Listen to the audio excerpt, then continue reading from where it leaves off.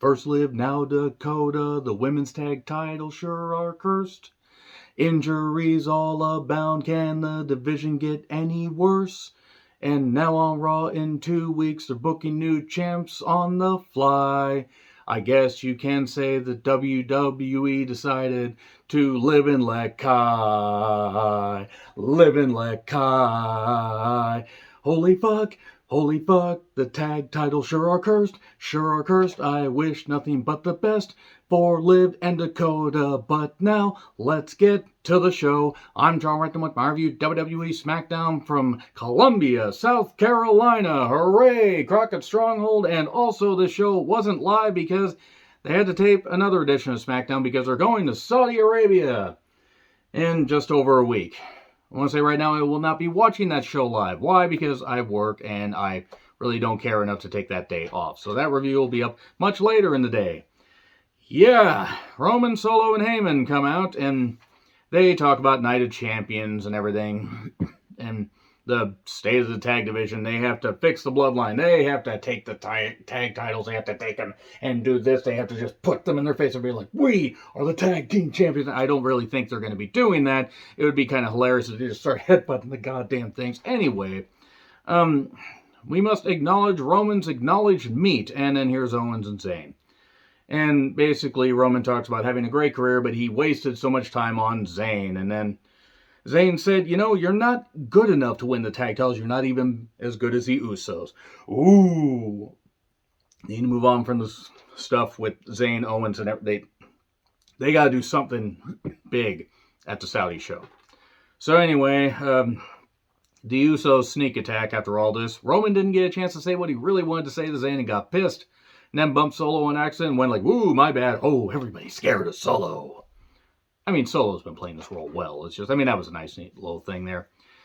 And then backstage with the Bloodline, more arguing. Solo just stares at Roman like, you bumped me. I'm going to get you.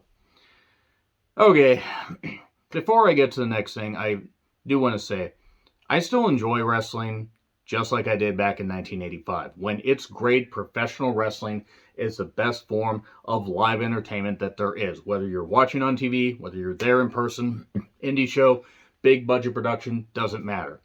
But WWE, AEW, New Japan, and any other company, they have their issues, and they got to work things out, and they got to really do it fast, because WWE's television product at times will have some good shit, and then a lot of times will have boring shit.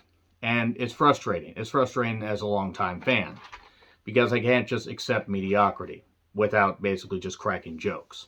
So that's pretty much all I have to say right there. Pretty Deadly are in the kitchen. I wish Hansel and Gretel had pushed them in like they did to the Witch. I can't stand this team. They're embarrassing to tag team wrestling. 23 minutes in and the first match starts. 23 minutes into a 2-hour show. The Brutes, a.k.a. Ridge and Peter Dune, against Pretty Deadly. Sheamus on commentary. SmackDown used to have a proper tag team division. Now they have Pretty Deadly involved. Anytime they even take a deep breath on television, it's embarrassing to professional wrestling, because can they work? Yes, but the presentation's stupid. I hate it. I hate it, not even in a heel way. I just can't stand them. I can't fucking stand them. So anyway, 9 minutes later, they did a thing where one of the guys was tied up in the ropes, and then a referee distraction, and then they hit their finish on Ridge 1, 2, 3. I mean, I'll say that much. That was at least a different finish. It's something I haven't seen in a while. And then a Billy Graham package. The man who moved the needle in and out of his veins to inject steroids. And no, I don't feel bad for saying that. I don't really goddamn care. Billy Graham, for all his positive attributes, was a terrible human being. So anyway, Asuka entrance. Selena is determined to prove herself. She gets in some good near falls on Asuka. They've totally cooled off Asuka. I'm sorry. She could beat Bianca. She could go on a run for like 6 months. I don't think it's going to matter. I think they pretty much have finally made it where Asuka, like, she'll get a mild reaction. She might even get a decent reaction from some fans, but I love her. I think Asuka's great. But Bianca beating her at WrestleMania just was not a good idea. It just wasn't. And unfortunately, has cooled Asuka off to the point where I don't think that they're going to buy into it. She ends up getting an armbar variation and gets the victory. Then she continues to beat down on Selena, and then Bianca comes down, nearly gets misted, sort of does, but that was a bit of an awkward exchange. I think they're going to have a good match, but they got some issues with the women's division on both shows. Well, on all three shows, they need to work out.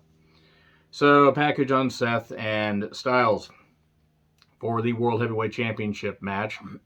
Grayson Waller effect.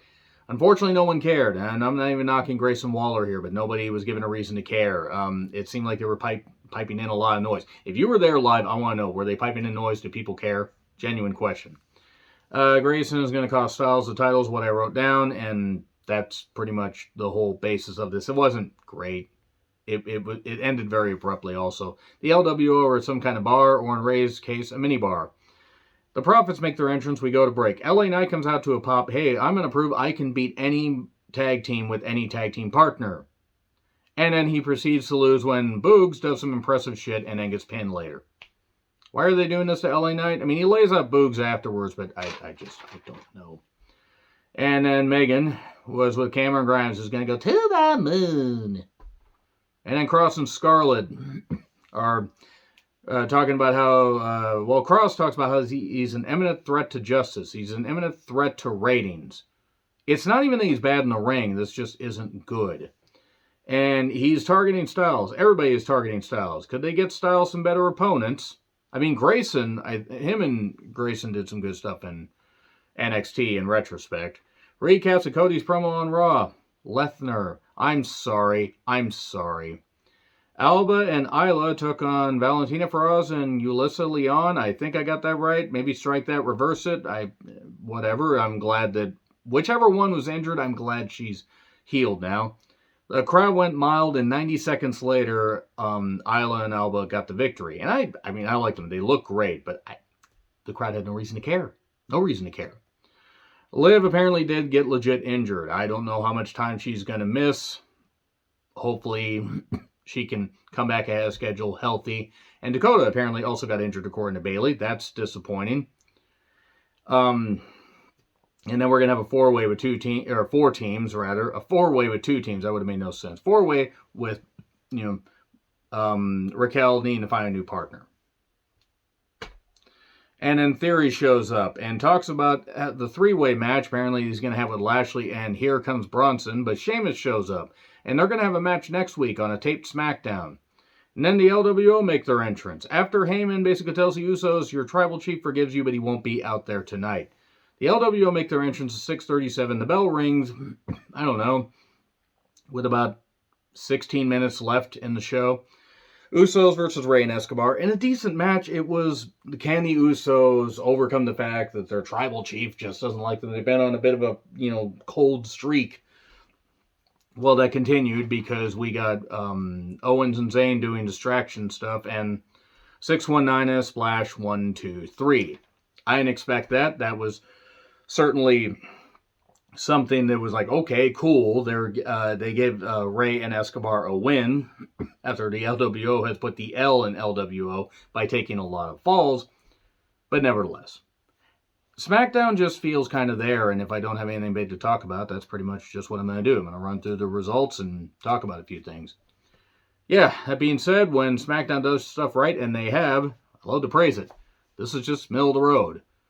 Actually, I'm going to be perfectly honest. Some of the parts of the show just weren't all that good. It wasn't very interesting, and that tape show next week probably isn't going to be much better. I hope the Saudi show is good. Anyway, agree, disagree, what I said, like, share, subscribe, Twitter handle in the description. I'm John Ritland. I'll see you soon.